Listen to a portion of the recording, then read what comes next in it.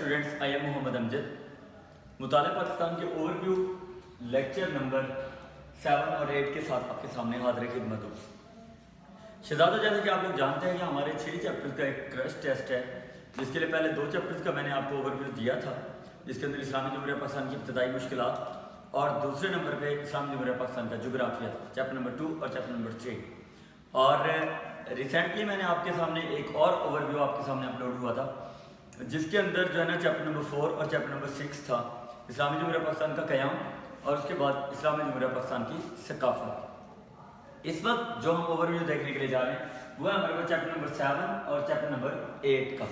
Chapter number 7 में हमारे पास languages और चैप्टर नंबर 8 में हमारे पास कौमी यकजहती और खुशहाली। सबसे पहले हम इन चैप्टर्स का मतलब ये कि ओवरव्यू देखेंगे, उसके बाद इन 6 चैप्टर्स का हमारा एक क्रश टेस्ट है, जिसके अंदर जो है ना हमने मतलब ये कि सारी की सारी डिटेल को डिलीवर करना है, अपने पेपर में लिखना है। पहले नंबर पे मैं चलता हूँ आपके सामने लैंग्वेजेस, जुबानें। शहजादा, जुबानों की बात करें तो जुबान इंसान का एक ऐसा मुफीद आला है जिसके ज़रिए वो अपने ख्यालात और एहसासात अपने हम जिन्स लोगों तक पहुँचाता है। जुबान हमेशा कुछ लोगों के मेल मिलाप से पैदा होती है।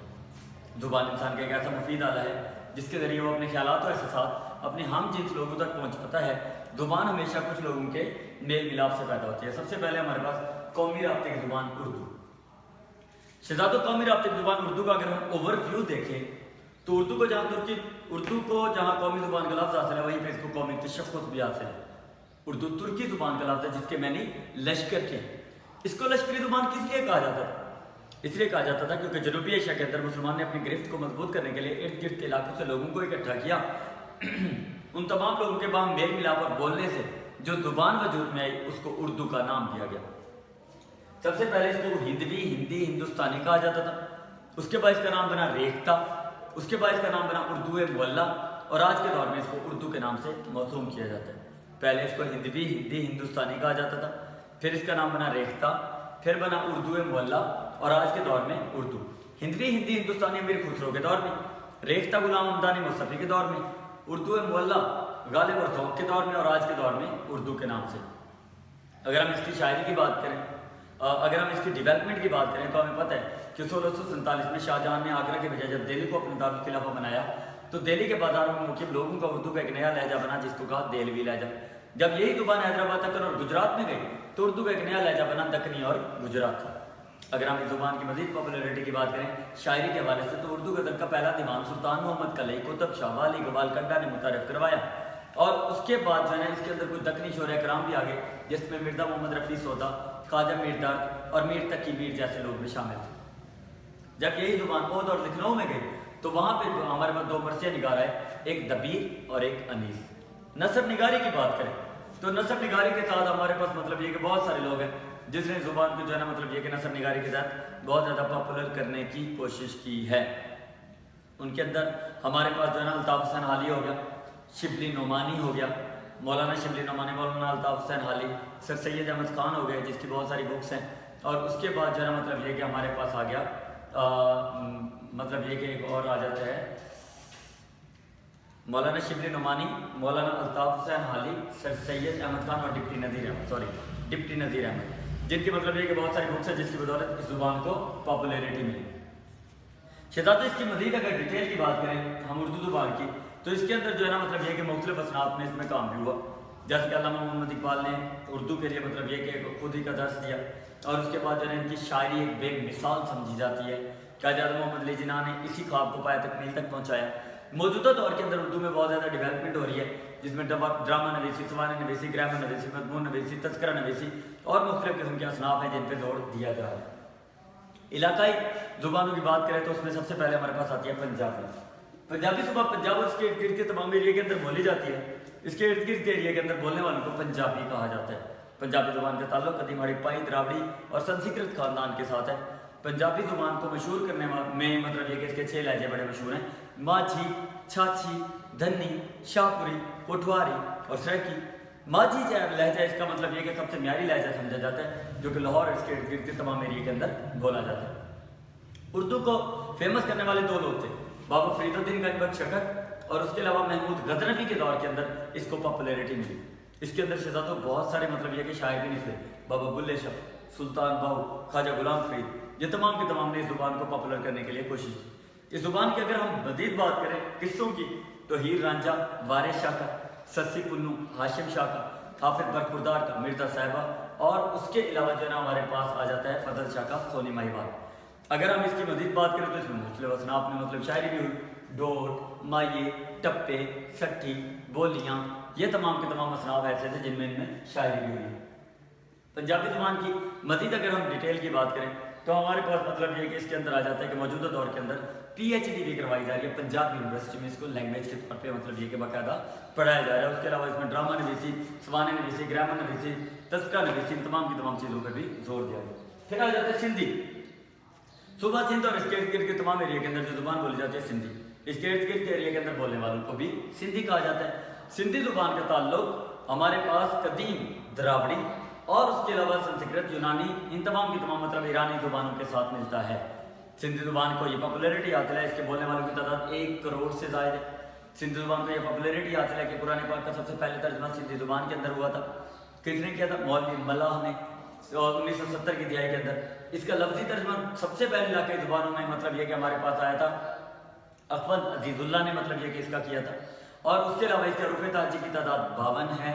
سندھی زبان کو یہ پاپولیرٹی حاصل ہے کہ اس کے جو ہے نا مطلب یہ کہ اس کو عربی کے ساتھ مطلب یہ کہ ریلیٹڈ ہے، فارسی کی طرح ریلیٹڈ ہے، جس کی وجہ سے جو ہے نا اس کو بہت زیادہ پذیرائی ملی ہے۔ سندھی زبان کے شہزادوں ہمارے پاس 2 قسم کے لہجے پائے جاتے ہیں، ایک راجستھانی علاقے کے لہجے اور ایک ہے بلوچستانی علاقے کے لہجے۔ راجستھانی علاقے کے لہجوں کی بات کریں تو ہمارے پاس مطلب یہ کہ وہاں پہ آ جاتا ہے نوری، جدگالی، گنداوی، فکری، لاسی اور چینی، اور اس کے بعد جو ہے نا کیچی۔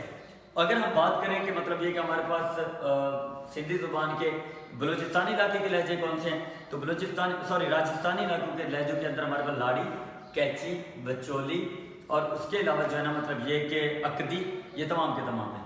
اور جو ہمارے پاس آ جاتے ہیں راجستھانی علاقے کے لہجے کے بعد بلوچستانی علاقے کے لہجے، اس کے اندر ہمارے پاس نوری، جدگالی، گنداوی، فکری، لاسی، چینی اور کیچی ہیں۔ ان کے لہجوں کو دیکھنے کے بعد سندھی زبان کے ہم اس کی بات کرتے ہیں 1050 سے 1350 کے دوران سندھی زبان میں کیا ہوا۔ اگر ہم بات کریں کہ 1050 سے 1350 کے دوران سندھی زبان کے اندر ادبی اور فکری رجحانات کا دور تھا۔ اس کے اندر جو ہے نا مطلب یہ کہ ہمارے پاس مختلف اصناف کے اندر شاعری بھی کی گئی، حب الوطنی، عزم خودداری، ان تمام چیزوں پہ زور دیا گیا۔ اسی دوران ہمارے پاس جو ہے نا مطلب یہ کہ اس میں وار، ڈوٹ، مائیے، ٹپے، یہ تمام کی تمام چیزوں پہ بھی زور دیا گیا۔ اس کے علاوہ جو ہے نا مطلب یہ کہ اس کے اندر مختلف قسم کی دوسری اصناف بھی تھی، جیسا کہ اسماعیلی مبلغین نے زبان کو پاپولر کرنے کے لیے بہت زیادہ زور دیا، جس نے 40 سے حرفی رسم الخط بھی متعارف کروایا، جس کو میمن یا خوشکی کے نام سے موسوم کیا جاتا ہے۔ اس کے اندر 2 شاعر بڑے مشہور ہیں، شاہ عبداللطیف بھٹائی، اور اس کے علاوہ دوسرے نمبر کے اوپر ہمارے پاس سندھی زبان کے اندر جو آ جاتا ہے اس کا نام ہے عبدالوہاب المعروف سچل سرمد۔ محنت کش طبقے کی عکاسی کی شاہ عبداللطیف بھٹائی نے، اور عبدالوہاب المعروف سچل سرمد وحدت الوجود اس کا عقیدہ تھا، تصوف میں ڈوبا رہتا تھا، جس کی وجہ سے 9 لاکھ سے زائد اشعار لکھ ڈالے۔ اگر ہم سندھی زبان کی نثر نگاری کی بات کریں تو ابوالحسن سندھی اعلیٰ قسم کے نثر نگار، اس کے علاوہ مخدوم محمد ہاشم اعلیٰ قسم کے نثر نگار، جن کی 150 سے زائد کتابیں مصر کی لائبریری جامعۃ الازہر میں آج بھی موجود ہیں۔ اس کے علاوہ مرزا کلیج بیگ، جس کی 400 سے زائد کتابیں، جس میں مطلب یہ کہ وائی، حید، کافی، ملود، ان تمام چیزوں پہ زور دیا گیا، مضمون نویسی، ڈرامہ نویسی، تذکرہ نویسی، ان تمام کی تمام چیزوں کو اجاگر کیا گیا، اور سندھ کے اندر اب بھی اس کے اندر ایجوکیشن دی جا رہی ہے۔ اس کے بعد آ جاتا ہے بلوچی۔ صبح بلوچستان، اس کے ارد گرد کے تمام ایریا کے اندر جو زبان بولی جاتی ہے اس کو بلوچی کہا جاتا ہے، اس کے ارد گرد کے ایریا کے اندر بولنے والوں کو بلوچ کہا جاتا ہے۔ بلوچی زبان کی اگر ہم بات کریں تو کہ ہم پاکستان سے پہلے اس کا کوئی بیک گراؤنڈ نہیں تھا، کہ ہم پاکستان کے بعد اس کو جو ہے نا پاپولیرٹی ملی۔ اب اس کے اندر سب سے پہلا مجلہ 1960 کے اندر شائع کیا گیا بلوچی زبان کے اندر۔ اس کا مشہور شاعر شیر کم سرمری۔ اس کے 2 لہجے، ایک مکرانی اور دوسرے نمبر کے اوپر ہمارے پاس مطلب یہ کہ آ جاتا ہے پٹواری۔ اب اگر ہم بات کریں کہ ہمارے پاس جو ہے نا مکرانی لہجہ کون سا ہے، مکران، نسبیلا، کلات، ان تمام کی تمام جگہوں پہ، اور دوسرے نمبر پہ ڈیرہ اسماعیل خان اور اس کے ارد گرد کے تمام ایریا کے اندر جس کو پٹواری یا سلیمانی لہجہ کہا ہم نے، وہ جو ہے نا مطلب یہ کہ بولا جاتا ہے۔ اس کے اندر مختلف اصناف کے اندر شاعری بھی ہوئی ہے، جس کے اندر جو ہے نا مطلب یہ کہ ہمارے پاس لوری، موتک، یہ تمام کی تمام چیزیں موجود ہیں۔ اس میں 3 طرح سے اس کے 3 دور گزرے ہیں، ایک ہے عشقی داستانیں جس میں پیار، محبت اور عشق، ایک ہے رزمیہ شاعری جس کے اندر جو ہے نا ہمت جاؤ جلال بہادری کا ذکر کیا گیا، اور ایک ہے لوک داستان ہے لوری اور موتر، بہت زیادہ مشہور ہے۔ 1840 کے اندر اس کا پہلا مجلہ، مطلب یہ کہ اس کے اندر مسٹر لیچ نامی ایک شخص تھا جس نے اس کو اجاگر کیا تھا۔ 1960 میں اس کا مجلہ شائع کیا گیا۔ بلوچستان یونیورسٹی میں اس زبان کو پاپولر بھی کیا جا رہا ہے۔ پشتو ہمارے پاس کشمیر، مطلب یہ کہ پشتو خیبر پختونخوا اس کے ارد گرد کے تمام ایریا کے اندر بولی جاتی ہے۔ اس کے ارد گرد کے ایریا کے اندر بولنے والوں کو پشتون یا پختون کہا جاتا ہے، جس کی وجہ سے اس کا آغاز افغانستان کا ایک علاقہ تھا باخت یا بخت، جس سے زبان کا آغاز ہوا، جس کی وجہ سے اس کے بولنے والوں کو پشتون یا پختون کہا جاتا ہے۔ 8ویں صدی عیسوی کے اندر اس کے اندر ہمارے پاس ایک شاعر آ رہا ہے جس کا نام ہے امیر کروڑ، اور اسی دوران ہمارے پاس مطلب یہ کہ ایک نظم کی پہلی کتاب آ رہی ہے، مطلب یہ کہ ہمارے پاس ایک کتاب آ رہی ہے شاعری کی جس کا نام ہے پٹا خزانہ۔ 14ویں صدی عیسوی کی بات کریں تو اس کے اندر جو ہے نا مطلب یہ کہ مختلف اصناف کے اندر شاعری کر کے اس کو اجاگر کیا گیا۔ اور اس کے بعد اگر ہم 18ویں صدی کا ذکر کریں تو غیاث الدین بلبن اور شیر شاہ سوری کے دور میں اس زبان کو زیادہ سے زیادہ پاپولر کیا گیا۔ اس زبان کے اندر جو ہے نا مطلب یہ کہ محققین کو ایک کتاب بھی مل رہی ہے تذکرۃ الاولیاء کے نام سے، جس کے اندر جو ہے نا مطلب یہ کہ بہت ساری اصناف بیان کی گئی ہیں۔ اسی پشتو زبان کے اندر ہمارے پاس مختلف قسم کے شاعر بھی ہیں جنہیں اس زبان کو پاپولر کرنے کی کوشش کی ہے۔ اور اس کے علاوہ جو ہے نا رحمان بابا، خوشحال خان کھٹک اس کے اعلیٰ پائے کے شاعر ہیں۔ خوشحال خان کھٹک کے بارے میں تو یہ اندازہ لگایا جاتا ہے اس نے اس دور میں شاعری کی ہے جب تلواروں اور دھروں کے سائے سروں پر منڈلایا کرتے تھے۔ رحمان بابا نے کائنات کو عشق کی بدولت تخلیق کر دیا۔ اس کے اندر جو ہے نا مطلب یہ کہ ہمارے پاس 3 لہجے ہیں، ایک شمال مشرقی لہجہ، جنوب مغربی لہجہ اور ضعی قبائلی علاقوں کا لہجہ۔ اس طرح سے ہم نے پشتو کو وائنڈ اپ کر دیا۔